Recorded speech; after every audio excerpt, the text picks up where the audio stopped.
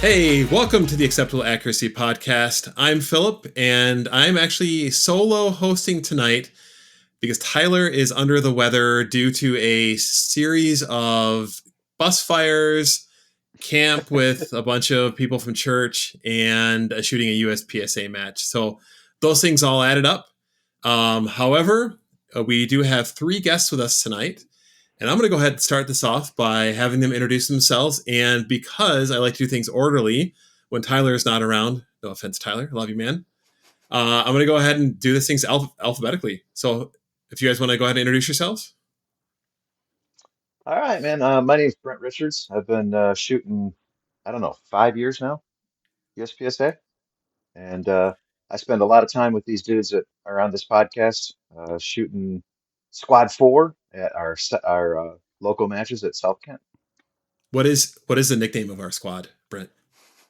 The Super Fun Squad. I like the super. I was just going to say fun, but I had the super Well, in there. well, because everybody's talking like, well, we're the Super Squad. Well, we are. We're the Super Fun Squad. Fair enough. 'Cause- All right, I'll let our next guest introduce himself as well. My name is Deryl Westrate. I'm happy to be here. I've been shooting USPSA for about 5 years. Brett and I really started together, and the 4 of us have been shooting on the Fun Squad or the Super Fun Squad for at 3 or 4 now, at least 3 yeah, years. yeah. So yeah, so love these guys. Have a real good time shooting with them, and hopefully we can make a decent recording here. Oh, this is going to be a fantastic episode, especially when I give people what the subject is going to be for today. And then our last guest, last but definitely not least, if you'd like to go ahead and introduce yourself. Yeah, I'm Paul. I have been shooting USPSA now for, 4 years? And just a sad, lowly B class in 4 years. So, and yeah, I've been shooting with these guys probably since day one. Because the Super Fun Squad has changed a little bit. But the core has pretty much stayed the same once it's solidified. We've definitely added people for sure. And we've had people that have come and gone, but the core has definitely always been the same. And at some point, we're actually going to bring everybody on from the Super Fun Squad just because they are super fun. But anyway, the title of today's episode, which I guess you would have seen if you had clicked on the actual episode itself, is because we like doing introduction episodes. So we're doing an introduction to USPSA match tanking. And what I mean about that is what happens when you go to a match and things don't go well. And I don't know if it was a blue moon or if we all walked like under a ladder or a black cat path, like past our path as we were walking in, or broke a mirror or what. But there were a lot of us at this match from the Super Fun Squad that had a not so great day for many various reasons. And I always talk about, a lot of times we'll talk about a lot of the like super positive things about shooting and the things that you get out of it, the people that we shoot with, the matches, and how we do well in matches. But I was thinking, man, it'd be really interesting to kind of get a perspective of what happens when things don't go well and how you kind of recover from it. And if we have an ability to diagnose what went wrong. It's funny you say that, Phil. Hey, Yeah. Deryl, what ran in front of us just before we got to Oak Hill? A white cat. A white cat. A white. Oh, so black your guys' cat. fault then. No, we Just like, we he goes, good thought thing it that was thing good was luck, white. but nope. Yeah. I'm actually curious if like that's a thing. Also, like when Tyler and I drove together, and when I was driving over to Tyler's house, I had multiple deer, because we're in Michigan, walk in front of me while I was driving. Fortunately, I managed to miss them all because, again, I'm not Tyler and I don't wreck my car every other year. Man, he's not here, so I shouldn't dig on him so much because he's getting mad. No, you're gonna get him. And then we're driving up to Oak Hill, and we also then again had more deer cross in front of us. And I'm like, dang, Tyler, like, what is it with like you and driving, man? It's not really his fault. I think he's like 4 of his 6 accidents were not his fault. So I mean that's a pretty good percentage. But that being said, I don't think I've been in an accident since I was 19, and I'm not gonna wood for that one. Well, I in classic lookup fashion, a white cat crossing in Western culture is associated with purity, goodness, and innocence, none of which we have at the dispensary. That just means it took all of that from us. You know, we And saw from it. It half was the time. happiness. I told you we And should have hit it. right. That's terrible. Yeah. All right, With my so socks. that could actually. So a funny fact too. Actually, go ahead and explain your socks to the viewers real Oh, dude. quick. Because So, there's another sock story with this match. well, that's good. So when Daryl and I went to Carry Optics Nationals, and this really great clothing line that is it's Patriot Clothing, Howitzer, and they have a USPSA line. And these gentlemen gave us some really great perks to order some stuff off their site. And I got this really sweet pair of tall socks, and I thought, hey, I'll sport some tall socks. Man, did they mess me up. Like actually, or just like mentally. I'm trying to blame this on something, Okay, fair something. enough. I mean, I was just I surprised when was I saw you with long socks. Like, it was hot. I knew it was going to be a hot day. I was like, man, long socks on a hot day? Crazy. So I guess Paul, I'm gonna have you kind of go over like what exactly did we do, because this was not a normal South Kent Sportsman's Club match that we were at. Yeah, so we competed at a level 2 USPSA match called the Michigan Sectional, and basically, from my understanding of it, it's a little bit higher standard or higher risks, right? So unlike a level 1 local match, you are for sure going to have a chronograph to check your ammo. You're going to have people check your equipment to make sure you're within the rules, so nothing is too far away from your body or anything like that. You're not gaming. You try not to game the system, so everyone's on as equal of a playing field as you can be. But obviously, with that means that the rewards are a little bit higher. So I'm sure if any of us had won the match, we would have gotten something out of it, or if we had placed a little bit better within our classification, we might have gotten at least our registration feedback. Stuff like that. That's actually a much better description than I was going to give. So I'm really glad I called on you, Paul. I'll be honest. And there's actually a funny story why we went to this, because I have not ever personally had great experiences at level 2 and above matches. And this is a shout out to Brent and Deryl, who are on this call with us. They run such a great local match. I feel really no need to go anywhere else to shoot a USPSA match. And the few times I have shot, so I think I shot 3, now 4 level 2 or above matches. And only one of them I had a great experience at. And it was because I shot PCC, which is the easiest division to shoot, like hands down. And that was ended up being a really fun match as a result. But every other match I've had has just been a complete dumpster fire. But Tyler, this was his first match. I think he brought to me and said, hey, let's go shoot this match together, because he had a friend who was out of town that was going to come shoot it with us. And so we ended up, like, him and I both signed up. And I think he mentioned it to Brent and Deryl. And Paul, were you already signed up at this point? No, so I signed up. I was the last person from South Kent to sign up. And the only reason why I signed up was because Kyle was like, yeah, we're all shooting this match, and you need to start shooting more because you're being lazy. And you need to shoot more matches. And it was like, don't worry about it because all the South Kent guys are all in one squad. I was like, okay, cool. That makes me feel better. Yeah, so that's actually a good call out too. So it ended up being, I think there were a couple of guys that shoot with us, Thomas and Steven. I think they had already signed up. I can't remember if Kyle had signed up, but anyway, we all ended up on the same squad. So there were 8 of us from South Kent that were there. Mm-hmm. So it felt very much like a normal match. And there were a few other gentlemen that were with us that ended up being pretty cool as well too. That we had a great time shooting with as well. So I felt like an extension of South Kent. But anyway, so kind of diving into it here, these matches are 11 stages. At least this match was 11 stages. So they tend to be more stages than like what South Kent will put on, which is 8. And they're run by a squad of ROs. Typically have 3 ROs on a stage. So things tend to run maybe a little bit faster because you're not reliant on people who don't RO on a regular basis. So things got reset maybe a little bit faster, though I'll be honest, I think South Kent does a fantastic job of getting stages reset and moving on and dealing with issues and getting through it.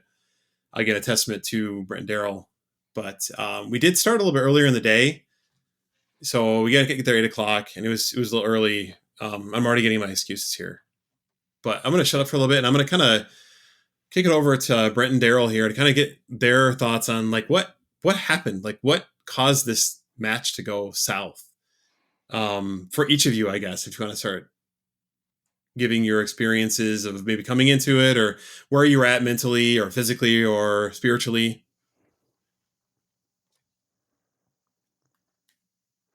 Well, I guess mentally I was feeling pretty good, and especially after we started. Now, it the match for me kind of went the opposite direction that it went for you guys. 'Cause it seemed like the majority of us had a tough time getting started, and then kind of got into the rhythm as the day wore on. And I was the opposite. I started out good. I was feeling good about the first few stages. My plans were working. And then I started having magazine problems, and it kind of went downhill from about the fourth stage on. Ouch.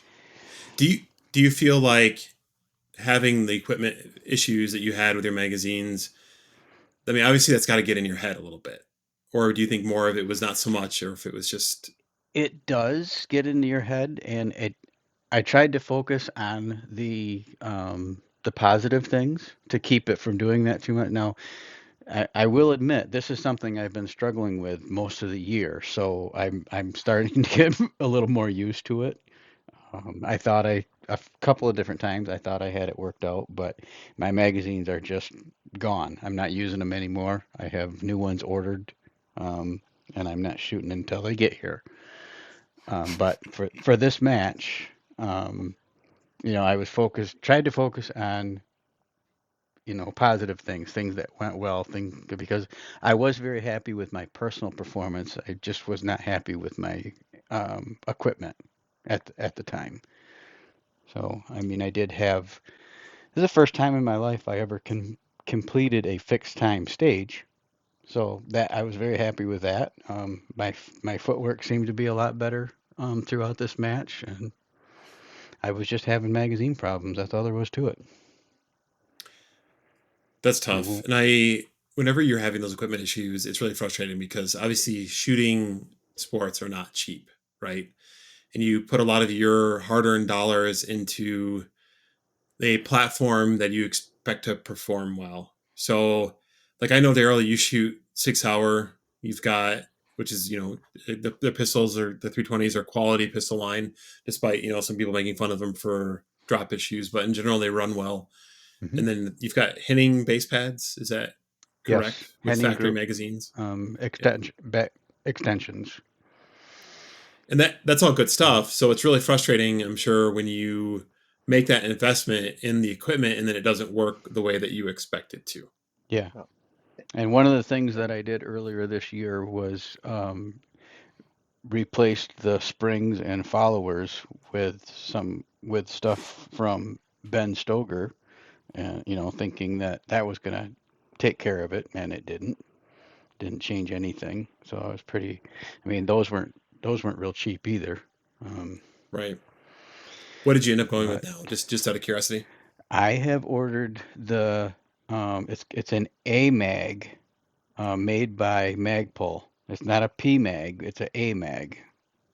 It's a stainless steel body, so it's not a polymer, but they got good reviews. So, at the advice of Brent, which was very good advice, I ordered 4 of them. I'm gonna immediately convert 2 of them with the Henning base pads, and I'm going to keep 2 of them completely stock the way they come and see how they run. Nice. I can appreciate that, like from a testing perspective. Obviously, if you have like something new you're introducing, and then trying to figure out where the issue is. I hope it was the factory mags. I hope it wasn't the base pads, because that's frustrating. Yeah, and I've tried quite a few different things with my factory mags, treatment processes to get them to run better. And I might, the last time I did it, or just before this match, I stripped them down and cleaned them out with brake cleaner, trying to get, everything out of them that I might have left in there from a previous attempt. And I still don't think it, I think there's just too much um, goofiness going on that I've tried over the past. So these new ones, I'm not doing anything with except keeping them clean. I'm not going to lubricate them. I'm not going to do anything else except take them apart and brush them out. I'll be honest. I don't think I've ever cleaned my magazines. And I remember I bought a 4 Smith and Wesson. And don't judge. Like, I'll clean out like gunk. Like, obviously, if I drop them in the dirt, like I'll brush them off, and like I'll pick out dirt and stuff if it gets in it, and I'll like push the follower in and make sure to shake out the dirt and stuff. But since I bought those extensions from you, Daryl, I don't know how many years ago was that now, 4 or 5 years ago, something like that. Yeah, 4. I've never cleaned them, like taken them apart and cleaned them out, because I've just not had issues with them. So I'm like, I get superstitious for stuff, and I am a very like consummate I clean my pistol all the time. Like, I like to have my feed ramps nice and clean. For some reason, I'm obsessed about that. So like after like 1 or 2 matches, the gun gets completely stripped and cleaned every time. But not my magazines. I leave those completely alone. Is that like Well, your feed ramp like is like pristine, like almost brand new looking shiny? Yeah, I mean, if the metal was quality enough to like and grooved enough, which maybe I could work on to see myself in it, I probably could, because it is chrome. So Oh my goodness. Jeez. Well, you just jinxed yourself anyway, oh, Phil, I know I because you did. said, "Yeah, I've never cleaned my mags. I've never had a problem." Okay, we'll see you in August, buddy. Well, and I am shooting PCC in August too, so we'll see Oh, how that goes. I'll probably jinx okay. myself completely.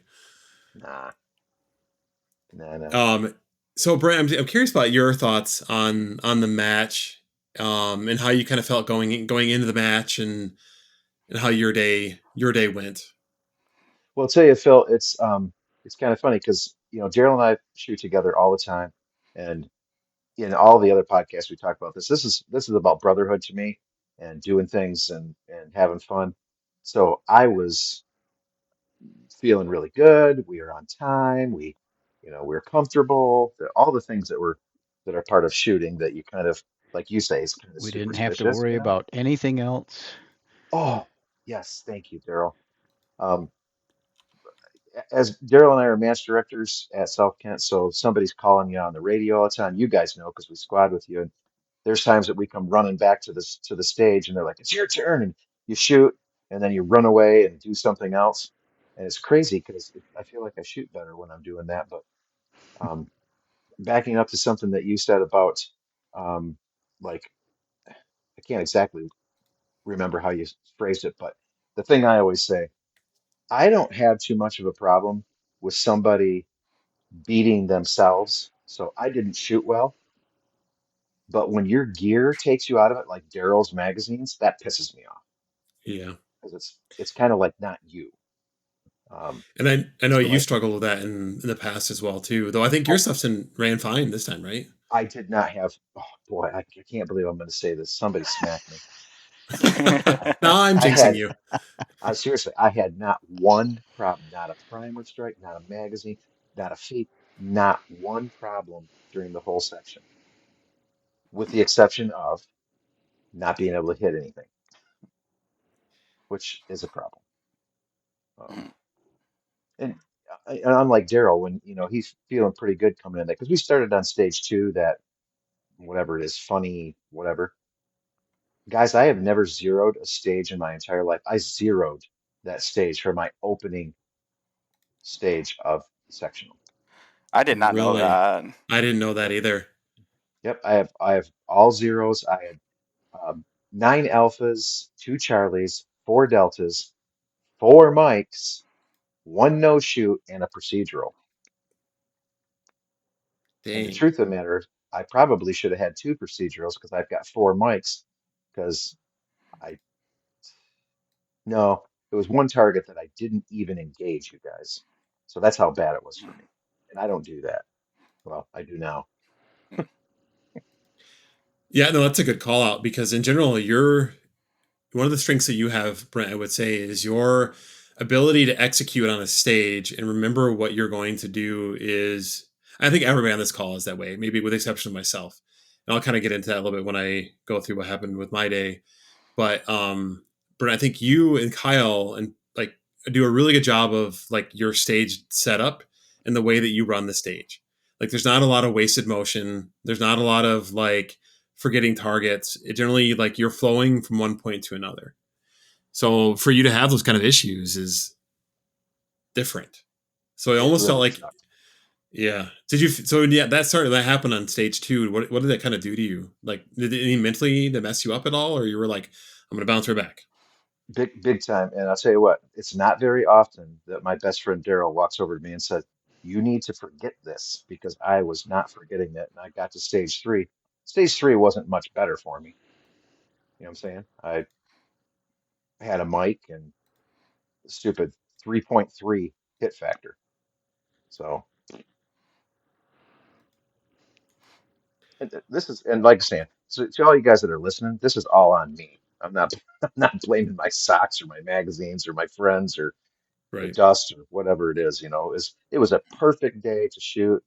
I had perfect friends to shoot with, great stages. This was just me. And like Phil said, how he introduced, the introduction to basically screwing up a great USPSA match.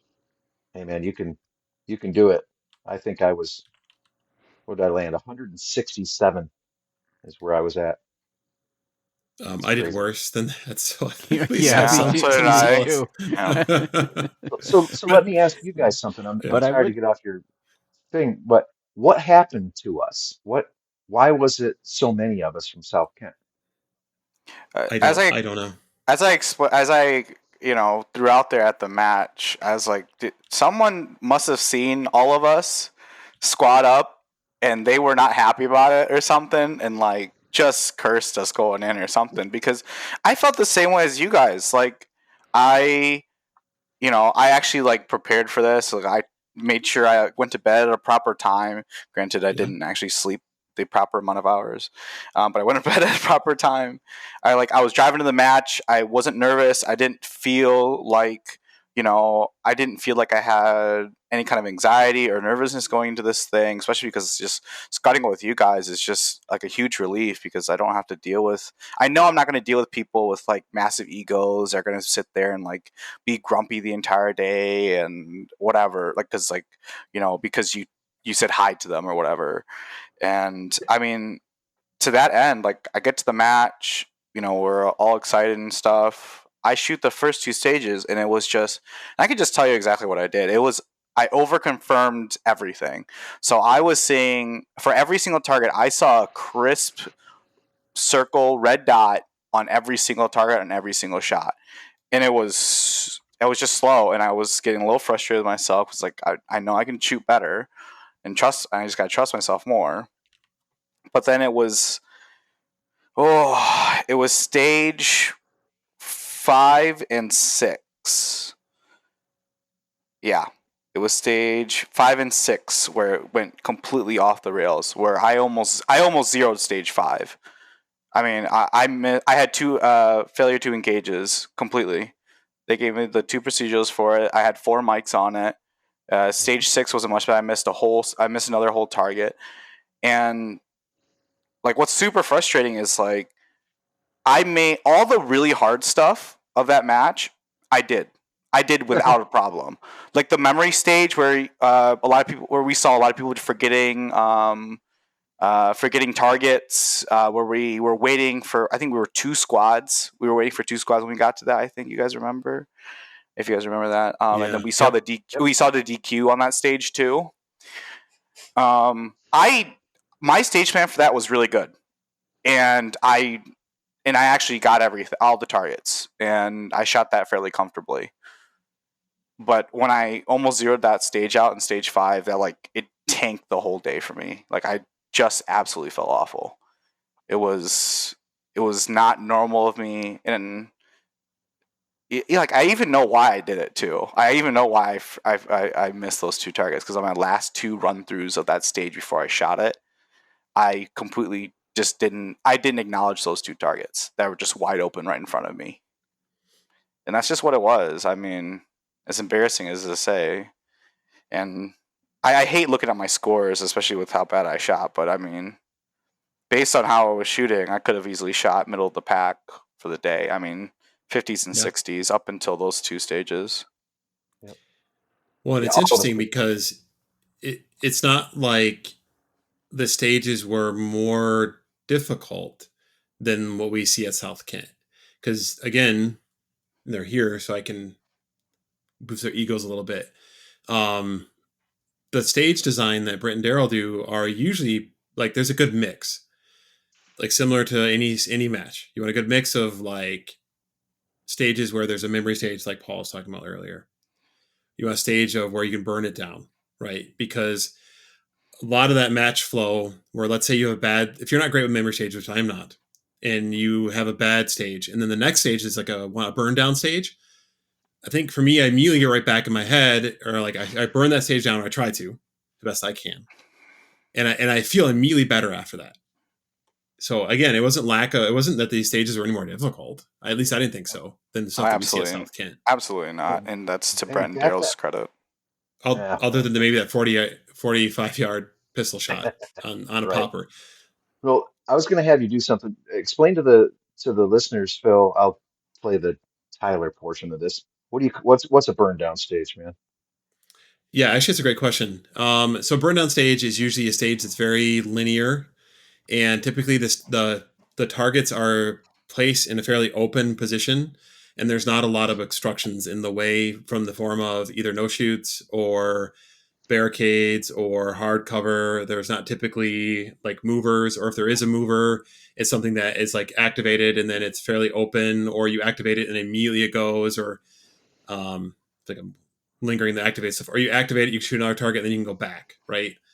So it's a very fast stage, typically very high hit factor, which if those of you who understand USPSA, typically those stages that are a lot of targets in a very short period of time usually be very much higher hit factor because you're engaging on more targets in a shorter period of time.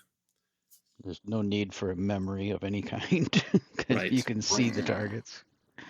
You move like either you're moving like left to right, or you're down range, or maybe there's a slight movement, zigzag or whatever. But for the most part, it's like you may go back and forth a little bit, but it's logical.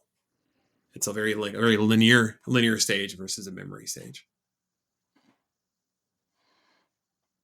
So Paul, I guess for you, any other thoughts on, like, from a performance perspective, on what you think kind of caused difficulties within like the match for you for that day? It was literally just when I hit stage 5 and I basically zeroed that stage in terms of just competing. Like, I know, like, when you go to a level 2 match, as you know, as I was saying, like, the stakes do go up a little bit, but like a lot better shooters typically show up to these things. The Joey Sauerland was shot there, and then we saw the guy who ended up winning the match, Greg Clement. And he's a MPA sponsored shooter. Like, these are guys that are competing a lot more. They're shooting a lot more. They're practicing a lot more, and for some of them, they're sponsored to do it. And so, going into it, I know I'm not going to win the whole thing, and I'm not going to, necessarily be the best B class shooter there. But I at least wanted to feel like I could compete within and have an honest shake at, at a decent placement in terms of as a reflection of where I am as a shooter.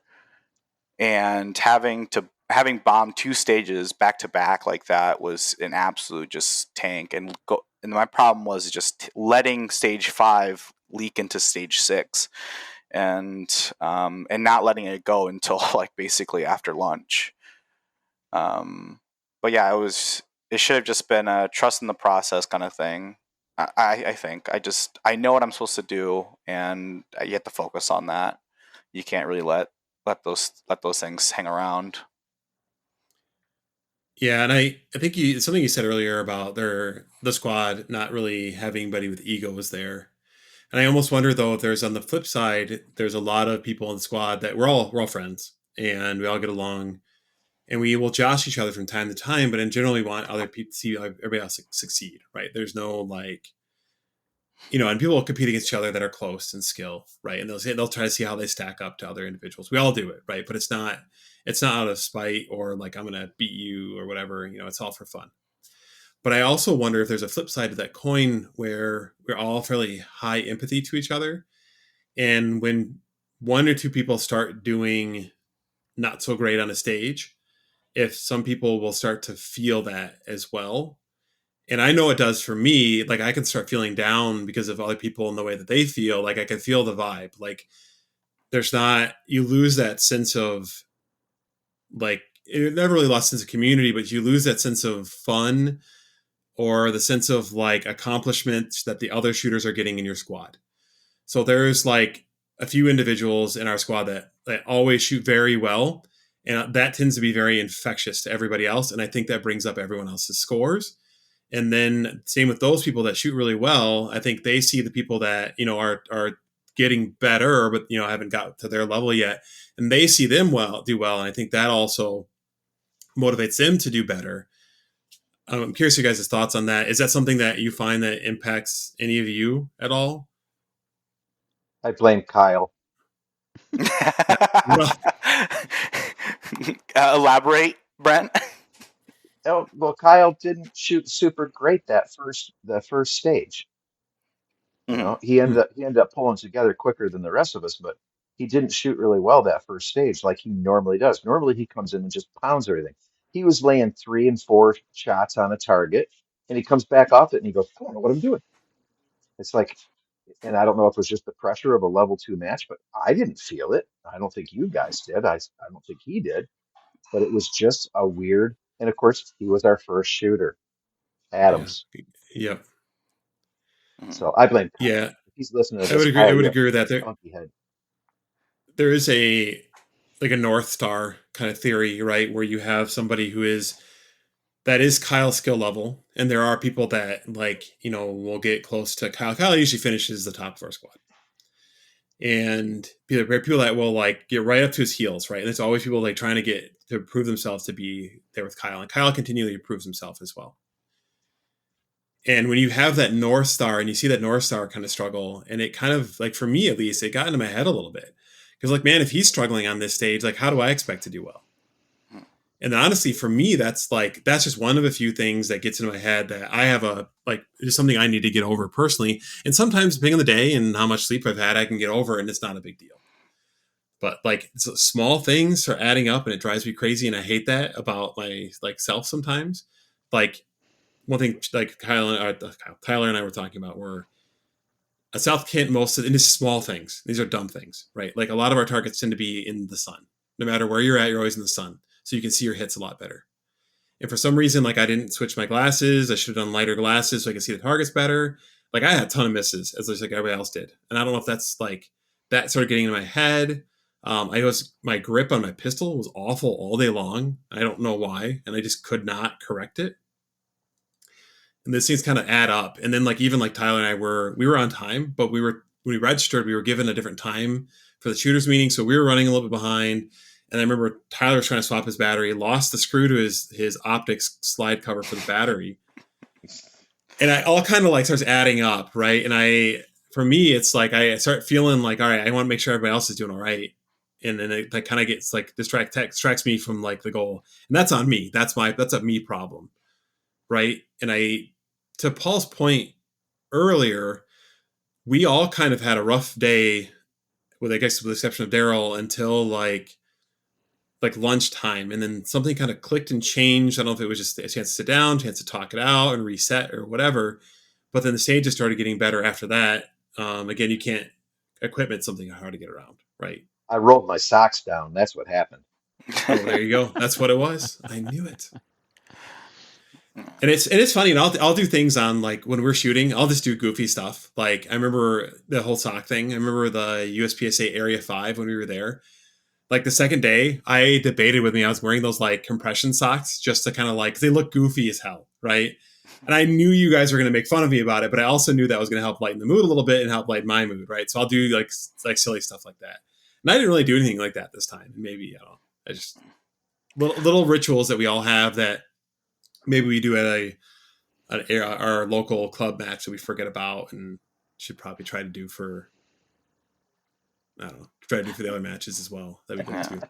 Well, like for me, I noticed when I after stage, I'm like this is gonna haunt me, so I gotta stop bringing it up. But like when things started going downhill for me, like it felt like Brent and Deryl were almost like rocks for everybody, at least for me.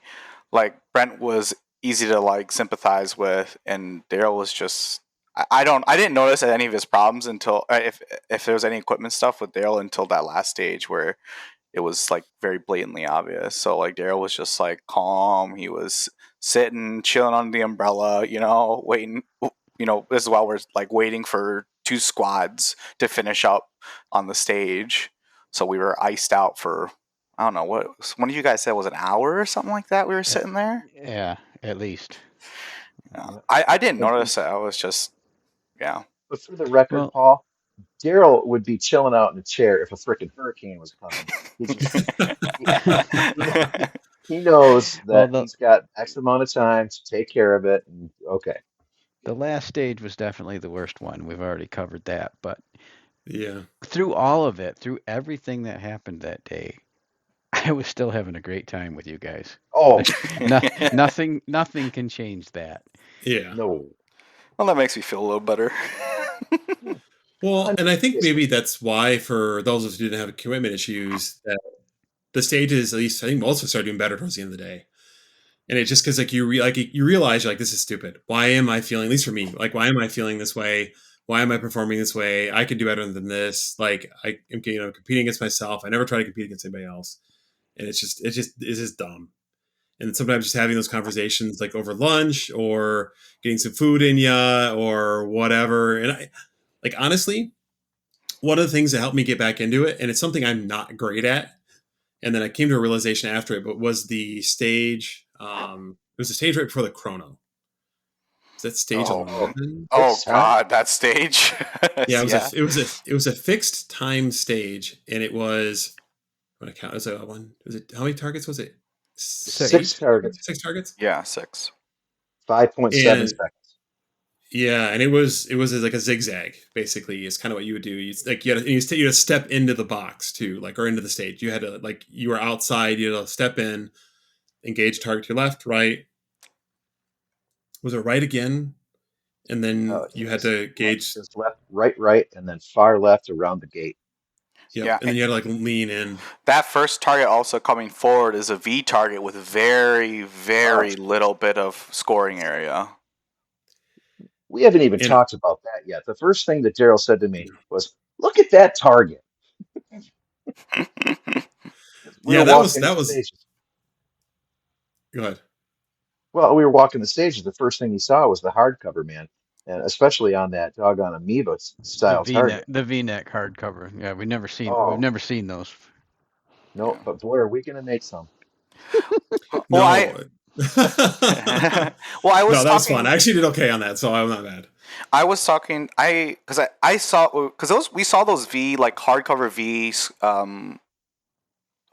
style targets pretty early on in the match, and it took. Oh, yeah. And I was like, why don't we do that at South Carolina? And then like I finally like as I'm sitting there pacing these targets, I look at it and it's like they had to tape these things out and then like black paint them. I was like, oh my God, Yeah, they made them. Yeah, it was like there would be how much of a pain in the bottom would that be to like to do that. I was like, oh yeah, that's why we don't do those, because that would be very painful to deal with, or at least just tedious, I should say.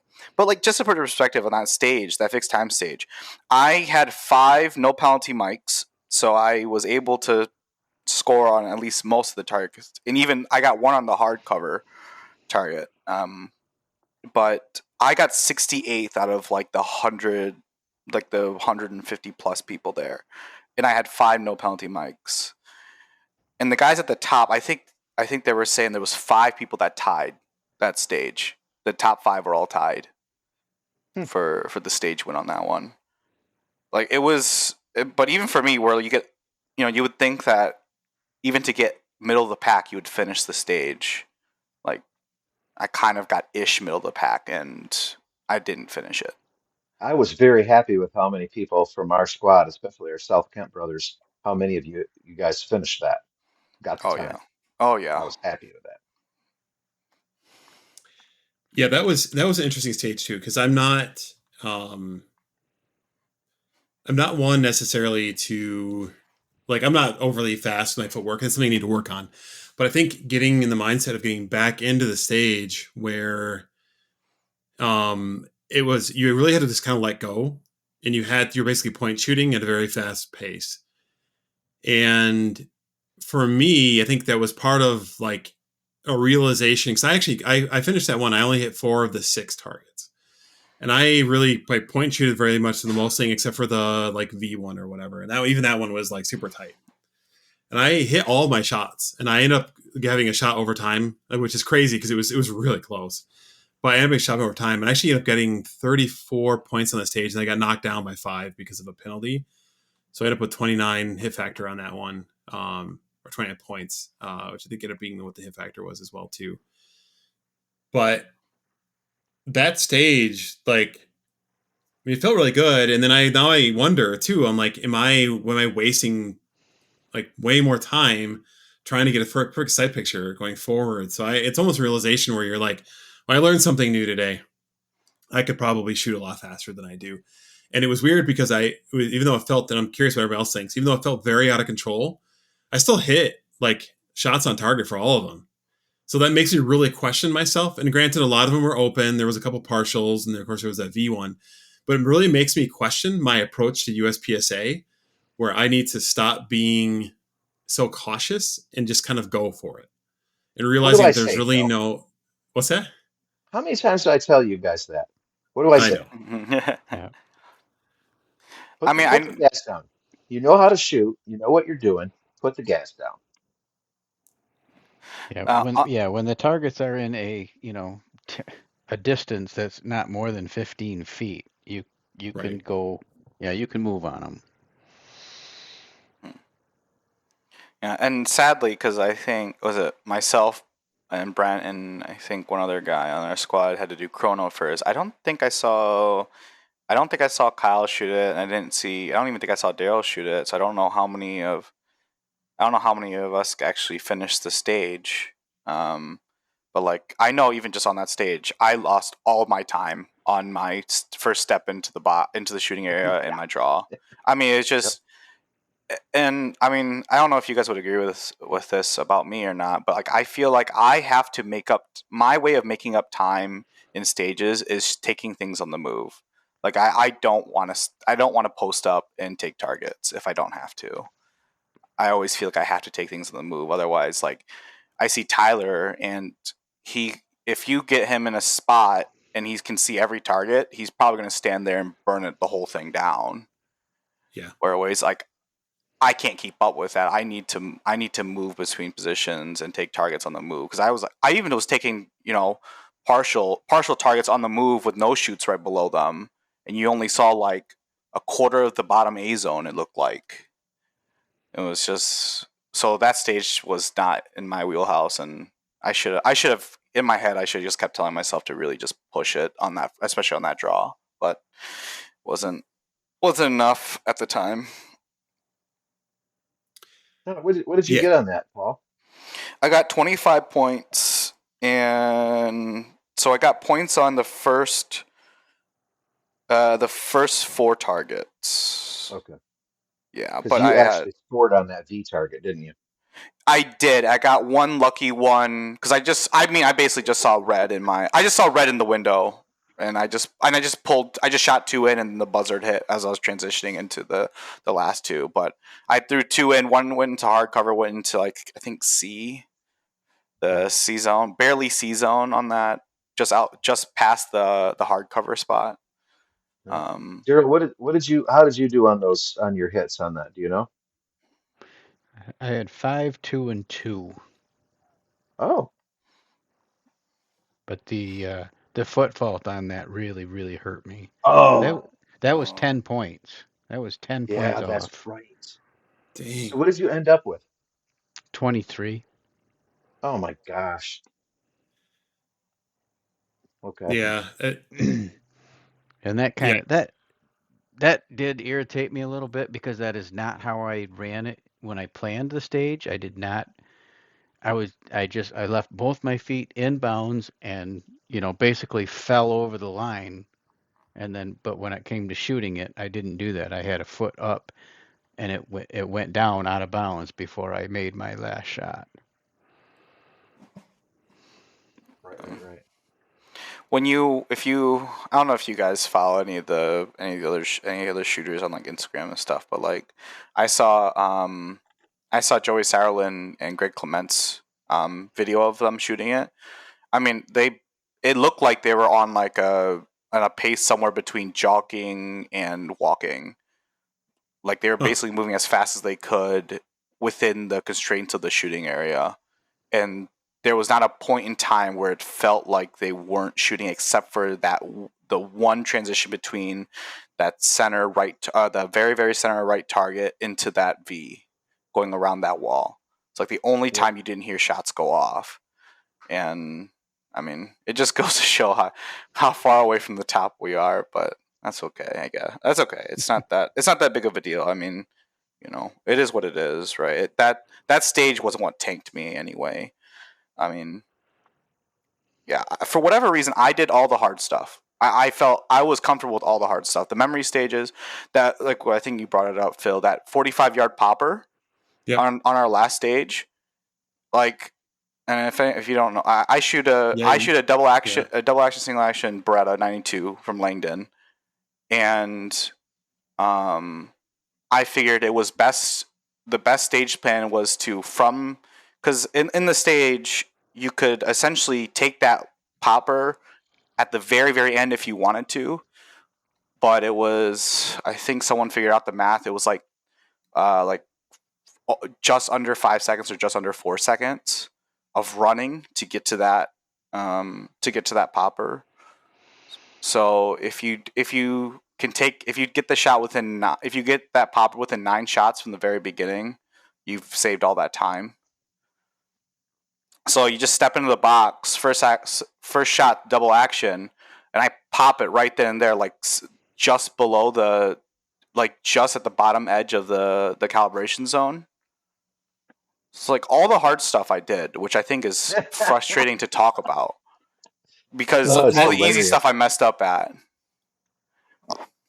yeah, we were talking about this like prior, and I did not realize that, or maybe just didn't register that, because I was trying to remember what order you had taken those shots in, because you had the option. Some people took the paper target to the left and then pivoted to the right, but most people stepped in and then like you did and drew on the popper. I didn't realize you took that as double action, Yeah, which so makes you and Thomas probably the most impressive shots on that one, because Thomas did it with an iron sight, and I think it took him 3 shots to get it. yeah. At Yep. 45, it's pretty good. It was so what convinced me. So originally, my stage plan was to take the cardboard on the left and then take the steel with a single action shot, just because I'd already seen my sight going into the cardboard. So then when I transitioned, I already had like an idea of of getting that dot to where it was supposed to go. But was it Kyle was like Kyle's like, yeah, if you just take the popper first, because that way you're already moving ahead when you transition left to take those first two cardboard shots. It makes sense. Yep. And it works technically, and it was a little bit more high risk. It's a lot more high risk. Especially with And the double action. Yeah. but I mean, I'm in company where everybody understands that that DASAs aren't inherently harder. But for any listeners that don't know what I'm talking about, shooting a double action, single action gun is twice as hard as shooting a striker fire gun. Just Yeah, that. because Whatever, dude. your initial trigger pull is like, I don't know what's the weight versus a single action pull on that one. Have you pulled it I have like not, on but a? the advertised weight on it after you've kind of fire fit everything is 6 pounds double action and a 3 pound single action. Oh, that's not awful. That's No, actually a it's lot better than I not. thought it was going to be. I was expecting like 9 pounds. Well, No, no, no, most no. likely it was to your benefit, dude, because you were concentrating on your trigger press and your sight alignment, and you drilled that thing. Yeah. So I mean, I honestly was so nervous taking that shot because I was over squeezing the gun and I could see the dot just shake. And I was just like, just it's get it on target, 45 just get it on yards. target. I didn't even know. So I found out it was 45 yards yesterday when someone posted a video about it and said it was a 45-yard popper. So I had no idea going into it how far it was. Gives I me just all went kinds of ideas. Yeah. I mean, I just went into it when at the time I went into it as like, I know I can make this shot. Plain and simple. I know I can make this shot. So I just went in and did it. Yeah, I think that's a good call out. And this was our last stage of the day. It was stage 1, which is the last stage of the day, and we just come off of the chrono and then the fixed time fast stage. And to your point, I was right there with you. It's like, just convince yourself you can make it, which maybe as personally I should have been doing the whole match. It's like, oh, I can do this whole thing. This is not going to be a problem. Like, this is no different than like maybe a few more stages than a local match that we have at South Kent, Mm. right? But for me, it was like, this is the last stage. Let's try to end on a positive note. And for some reason, I was in good mind frame for that.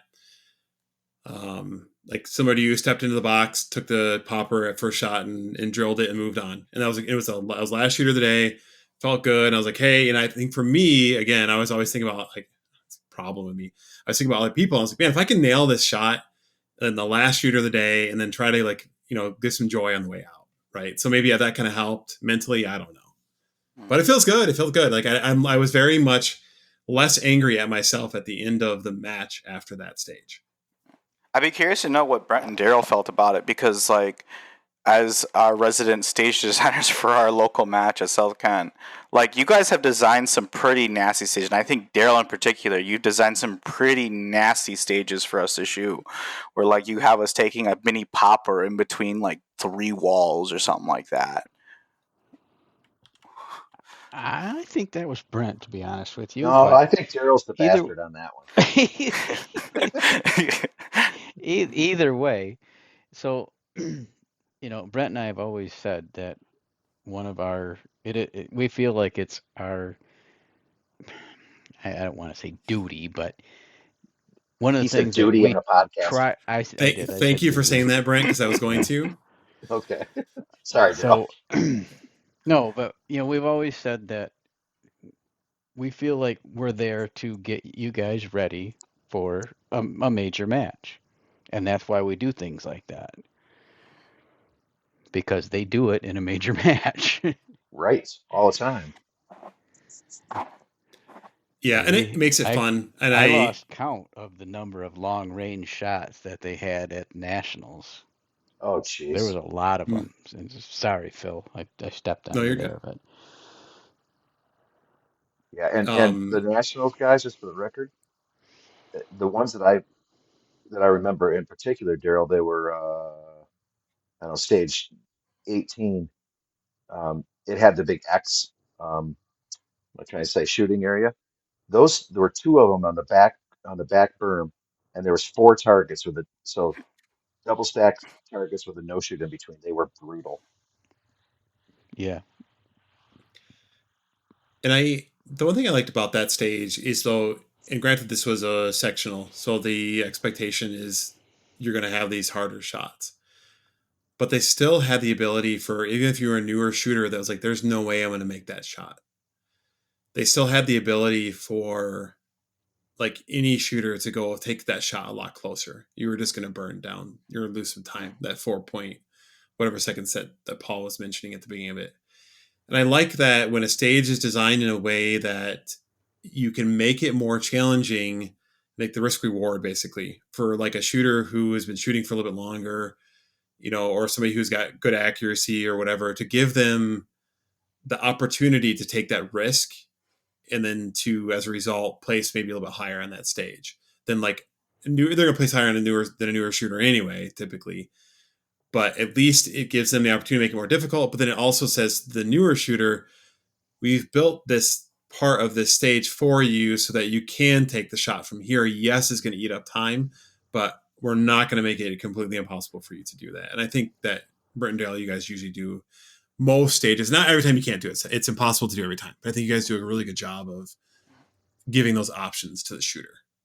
Yeah, we just put a big popper out there so that you can hit it instead of those Right. little tiny ones that they had out there. I don't know. I Yeah. think there was one time one of you guys put a mini popper out there. Well, Oh, of and course. Paul and I, before we hopped on, were talking about the mechanical accuracy of a pistol, acceptable accuracy, also the name of our podcast, but acceptable accuracy at 50 yards with very quick Google search. And I think it was even Google's AI. So who knows how accurate it was like 6 inches at 50 yards is considered good. And I don't know what the face of a popper is on the calibration zone, which is like, so a popper is skinny, and then there's like a circle in the middle of it, and then skinny again at the top. And the calibration zone is the larger circle in the middle. Yeah. But I don't know what the size of a small popper calibration zone is. It's got to be eight I don't know. inches. Oh, there you 8 go. inches, yep. So it's just inside the mechanical accuracy of what would be considered an average pistol. Yeah, I don't want to. I'm almost hesitant to bring this up because I don't want to give Brent and Deryl ideas. But the fact that almost all the stages there was not a very clear place to reload. No, Yeah. you are correct. Like there were like even on my memory stage, I did a standing reload. I probably shouldn't have. I mean, I definitely shouldn't have. But I did. I had to do a standing reload on that stage because there was just like even before it, like there was just it didn't seem like there's a very clear way to find a reload. So it's almost like you had to like rework your stage plan to not only like accommodate what you think is the best way to shoot the targets, but also to have to throw in and reload somewhere that's uncomfortable. Oh, yeah, definitely. Yep. I'll tell you what, guys, kudos to the guys at the section because most of the stages had multiple ways to shoot them. Correct. Mm-hmm. Yeah, that's a good Yes. call out. Yeah, and then you will always have those ones like, okay, so the two that were in the double bay, I can't remember the names of them. Slight tilt left and No, slight tilt right. I think something like that. no, that was ours No, from last no. month. Yeah, Oh. they said you was hung, and excuse me while I whip this out. Yeah, right. I Terrible. can't believe that you remember that. That's awesome. Anyway, Yeah. Or maybe he's looking at the um, match. maybe, but like Probably saying not. there's like maybe one alternative way to shoot that. Okay, so I shot the No, left target before I because shot the yeah, right it was target, and then ran like a banshee to the end to shoot as I was going. So stuff like that. But the whole premise of USPSA is to set something up so that it challenges the shooter and that there's multiple ways to do it. Um, I do not remember what stage it was, but there was one stage that there was 3 or 4 different ways that people shot it. It was the one where I went out of the shooting area around the Yeah. barricade, yeah, but stage Yep. 7. people started right, started left. There was a lot of different ways to shoot that. So I thought they did a fantastic job on their stages. So Mm-hmm. anybody Yep. that's from the section, if you're listening, thanks, man. It was super fun. I just sucked. Yeah. No. Like that match was super well done. Like, It was. I completely agree. It's yeah. This is mainly us trying to find copium into fair enough. into our own personal performance, which is rough. And I haven't mentioned this yet to any of you, besides at the match, but I was like, I think, personally, if we're going to add a lot of copium to my own personal performance, it's because that was my last match with my Beretta for, for the year, because I got a Stealth Arms Platypus that I'm going to be taking to Lunid Optics this next month.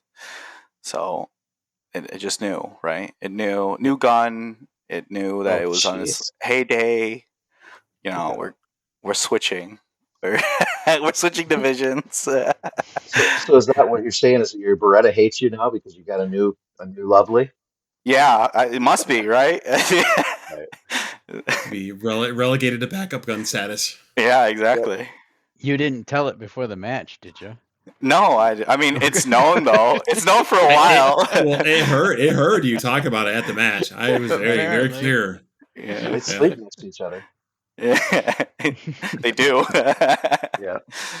I mean, literally right after the match when I got home, I got everything together to take off the SRO that's on my Beretta to put it onto the platypus.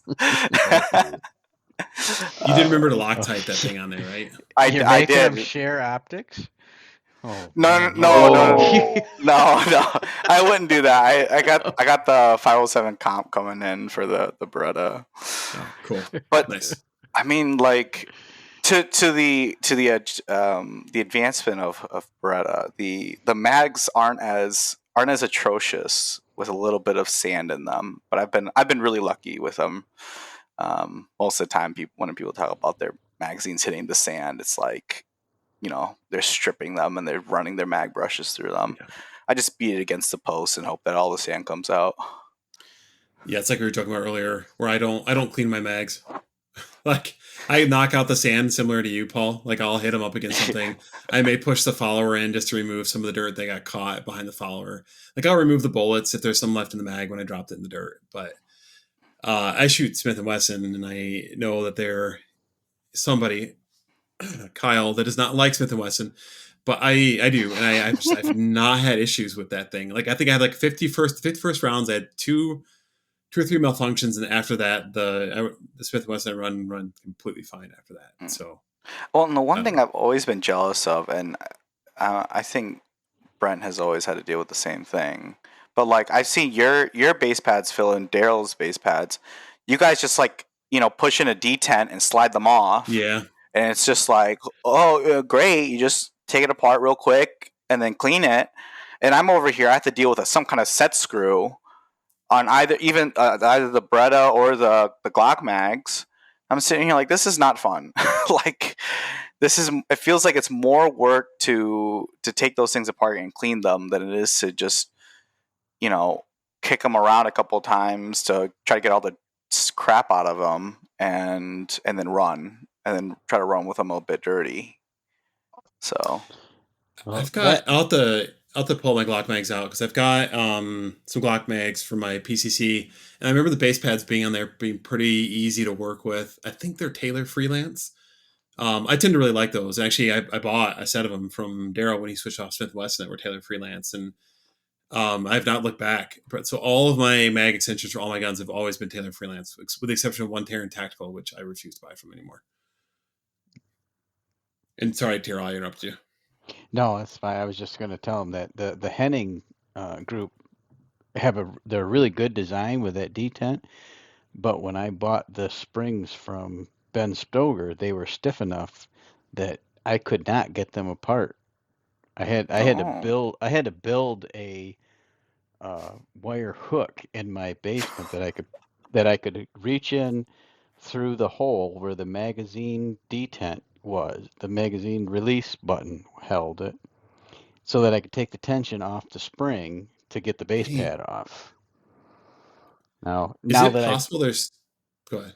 Now that I'm throwing them away, I have figured out a way to do it in the field, but that's I'm almost wondering if there was like too much spring pressure.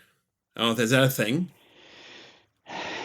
It's possible, but I mean it really doesn't seem to have anything to do with the amount of spring tension. It's the fact that the follower is getting hung up in there. I mean, you saw that one mag at the match on Saturday. There was rounds. The top three rounds were all pointing different directions.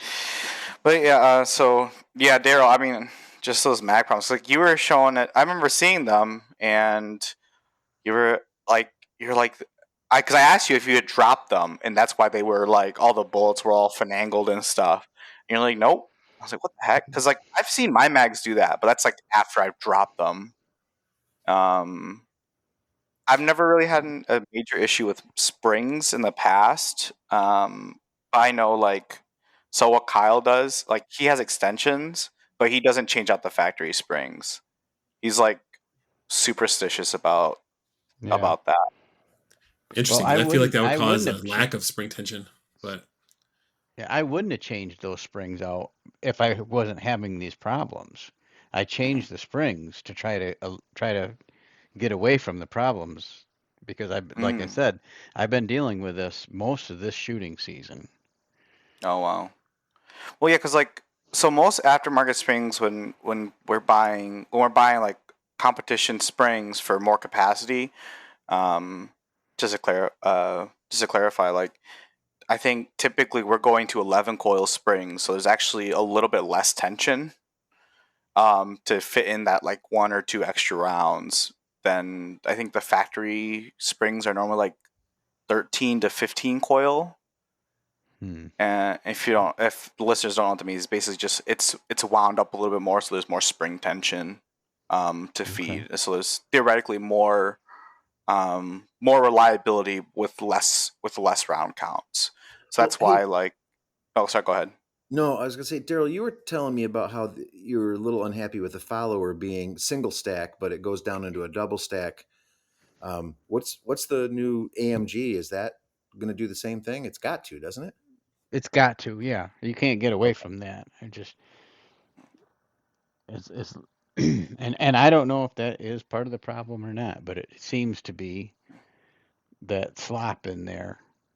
Mhm. Um, now which would make with sense why it's the like the top few rounds getting jacked up. Yeah, true. well, it's not always the top two rounds though. I mean, Oh, it varies to where it gets stuck. Now, so this is something Brent can attest to. Ever since these mags were new from the factory, they've always, if I load them full, so they're 17 round mags with a 5 round Henning extension on them for 22. And when I load them full, they will rattle. It's like it's not holding the rounds compressed properly. The Mhm. rounds will rattle in there. Yep. yeah, that doesn't sound right. I've Because I don't noticed No, that mine don't rattle, it's but not I got right. a U Smith, so yeah. I noticed Yep. that with all of my mags with my aftermarket spring and fowlers. My Beretta ones are from Rune Tactical, and my Glock ones are from MBX. I just normally tap if I tap the back end of the mag on a table, and normally after a handful of taps, it normally lines everything up. But Hmm. I've also shot with them rattling around a little bit and haven't had issues. Um, I mean, if you're having a problem with with even after changing new springs, I'd be curious to know if it was bad springs or just a bad mag body in general. Because was it like the 11 coil aftermarket springs that most of us use? They tell I think those they tell you to replace those once a year if you are putting if you're a high round count shooter. So if you're shooting like think there's if you're doing that like the 6,000, 7,000 rounds a year, they tell you to Which replace those I'm not. springs. Yeah. Yeah. Well, yeah, they like I think it's the high round count shoes you're supposed to be replacing those once a year.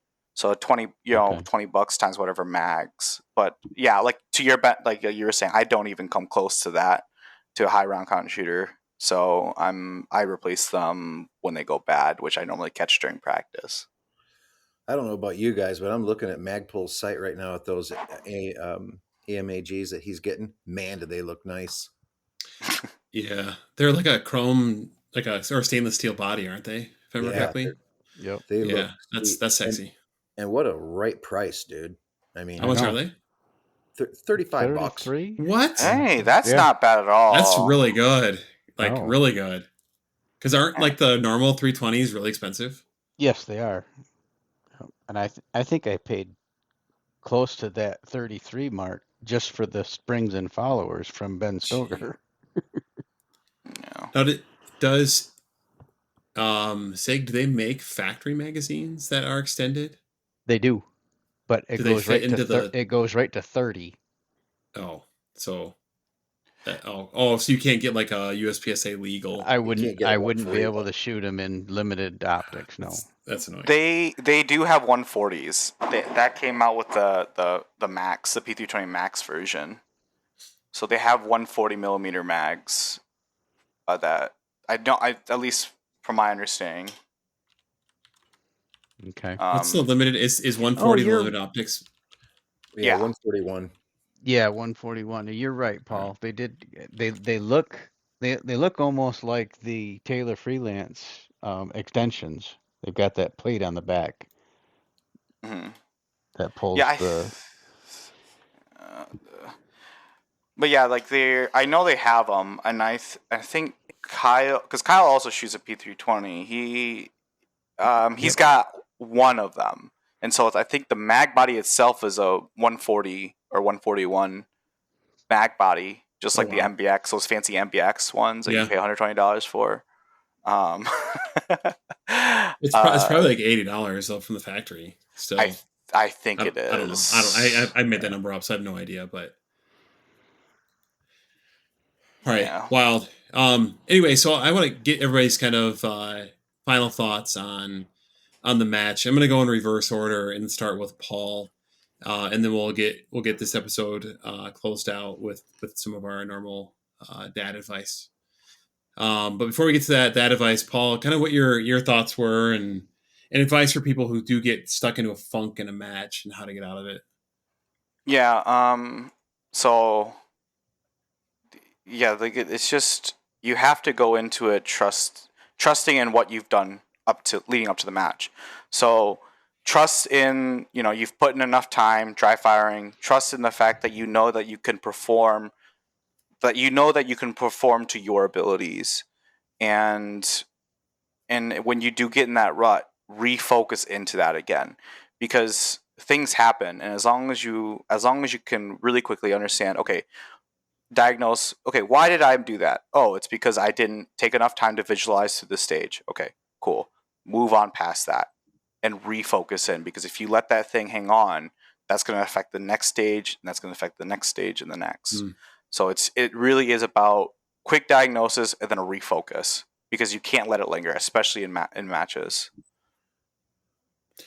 That's some great advice. I was reminded of I changed jobs semi recently, and there's like I'm in sales now, so you're always gonna have some failure. I guess this is my match advice, and unintentionally I'm going out of order, but there's like the so what now what concept. Like, yeah, so what, I screwed up, but that doesn't change how the future is going to be unless I let it change the future. Which I always thought that's like the one thing that always stuck with me. And I think it was actually a famous like football coach that said that. I can't remember his name, and it'll come to me after we're done recording, and I'll feel bad. But anyway, so Deryl, kind of your closing thoughts on the match as well. Yeah, and this isn't going to hold true for everybody, because I know there's people out there that do this for maybe not their living, but certainly a big part of their livelihood, but they're not listening to this podcast. So for us and our They're all listening. listeners,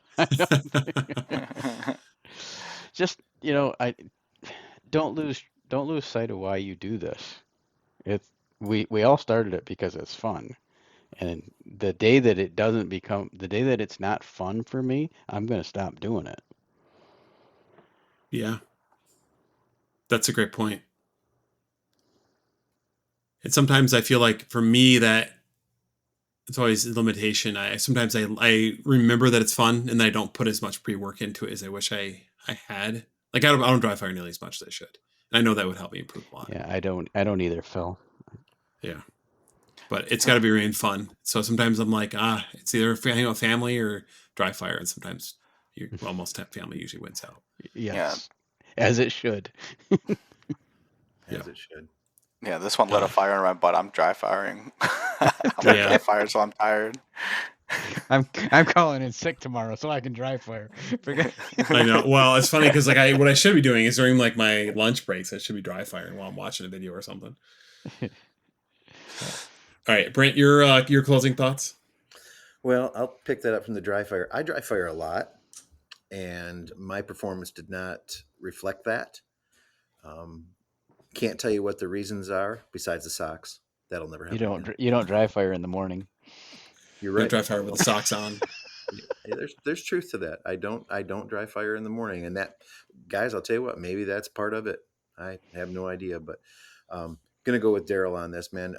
I'm there for the brotherhood. I'm there to be with you guys and all the other shooters and make friends and um, I don't expand what I mean the shooting sport. Bring people in, have fun, train, get a gun in your hand.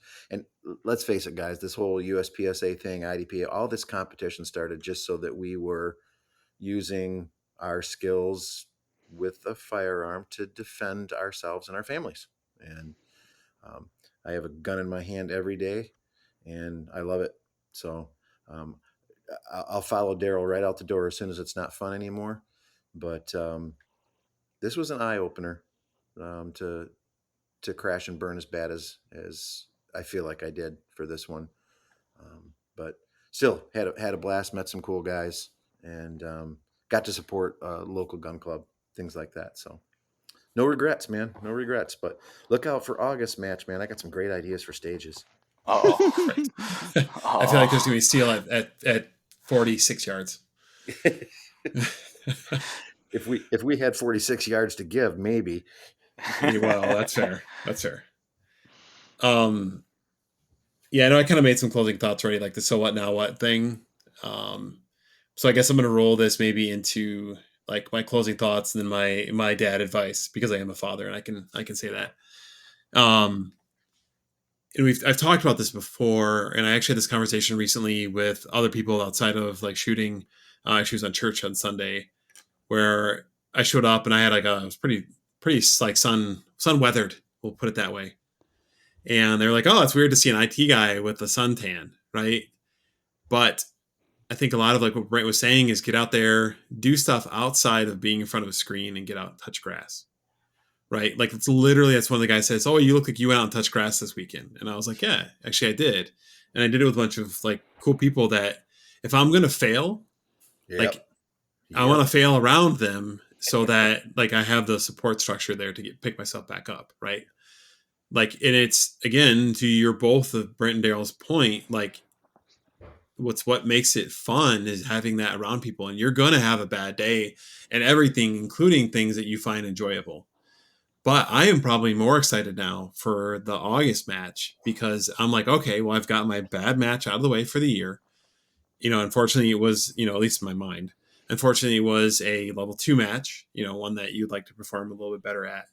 But for me, a lot of the big matches are coming up yet. We're going to be shooting, of course, the August South Kent match. We're going to shoot a 3-gun, and we've got the Zombie Invitational that comes up later in this year.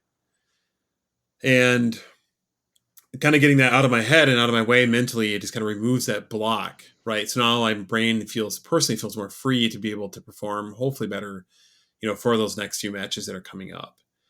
And then also realizing to appreciate your like people in your life that are your North Stars in different ways, because everybody on this podcast is definitely like has had influence in my life in a very positive way. And I think about the point earlier we talked about, like for Kyle, I know he's not on this podcast, so hopefully he listens to it because he's getting a lot of praise, which was well due. But he always made at the Zombie Invitational, he's always like, I'm going to go first. I have done this the most. I will set the pace. I do not mind going first. And him and one of his buddies usually burn every stage down, and they finish in the top like 5 on that match. And it really does set the pace for everybody else behind them. So I'm very appreciative of those people in my life who are the North Stars that help set those things. And I hope that someday I am able to be a North Star for other people as well and help bring people together and do cool stuff. Anyway, that's my dad advice and my recap of the day. Paul, I'm going to go back over to you with some life advice. Yeah, man, how am I supposed to top that? I'm as the youngest person in this conversation, the youngest person I'm pretty sure in our squad. Like I don't know, I'm still at the stage in my life where I think this advice should just go for a lot of people in my age group. Just stay focused on the process. Mm. I think there's a lot of us want to keep looking at the results, and that's not how we progress further. Um, so you have to stay focused on that process, trust in yourself, trust that you know what you're doing, um, because imposter syndrome is very real within my age group. So just stay focused on that process and trust that you know what you're doing and you know how to move forward. That's some very wise advice for somebody who considers himself younger. I am younger. Well, I mean, yes, but like, I guess we reframe that too. Like, I know what both you and Tyler are probably the youngest two guys in the squad, but I don't ever view that age gap. Like, maybe it's just me because I'm used to being older, and I have been 25 at one point in my life, but that's very wise of you. Thank you, sir. Well, thank you. All right, Daryl, what do you got for life advice or dad advice? Because you are a father. Yes, I am. Boy, I thought I was done with this, to be honest with you, but not being a father, I thought I was done with giving you advice. So just don't lose. I mean, it's the same as the shooting thing. You know, we do it because it's fun, and we don't want to lose sight of that. And when you're going through life, you don't want to lose sight of what is important. You know, we joked a little bit Mm. earlier about dry firing instead of spending time with family and things like that, and that you can't let that happen. You got to stay focused on what is important, and family is important. So I like that. don't let anything get in the way of that. Oh, that's solid. Because especially when it's your children, Mhm. like you only get one shot at it. Nobody's perfect, but being there is important. Daryl will have children that are the age of you guys. No. I'm a little older than that, maybe. A little older. You're a A little little older. older. Sorry. I had a All right, legal. Brent. What? Oh, go ahead. No, Sorry. I won't go. Go, Brent. No, man, you go. That's going to be good. I had a legal alcoholic drink with my grandson last Tuesday. Oh, Oh my. Wow. Oh. Maybe Oh. you do have kids that are my age then. I know. Darn close. Oh. Oh.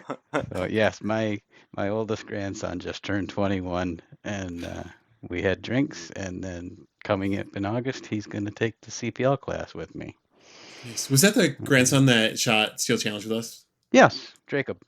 Yep. Man, making me feel old too. Thank you. You are old. It's true. And slow. This is where I say sorry for making you all feel old. Yeah, it's all good. I He's didn't been say I making me felt old. I feel said old you for a are long old. time, and I love it. All right, Brent. Close us out strong with some the best solid dad advice we've ever heard. It's going to be twofold on that. So, falling down is an accident, you guys. Staying down is a choice.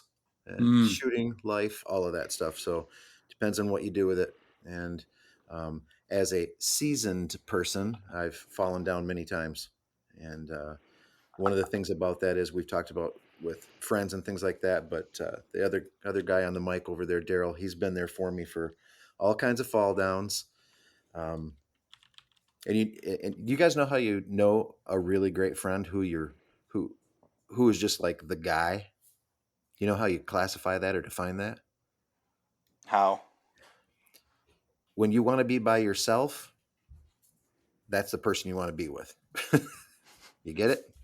So when things are just kind of sideways and you just feel like being by yourself, that's the guy that can be with you, and it doesn't feel like it's encroaching on your me time or whatnot. So yeah, don't stay down, guys.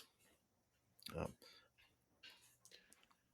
if I wasn't All right, shooting well, revolver on August, I'd come in there and kick everybody's butt. Well, that's honestly probably one of the reasons I was after the fact. Well, we'll see if I switch back to limited optics. But I was like, if I shoot PCC and Brent shoots revolver, there is a chance that I could beat you. You better. We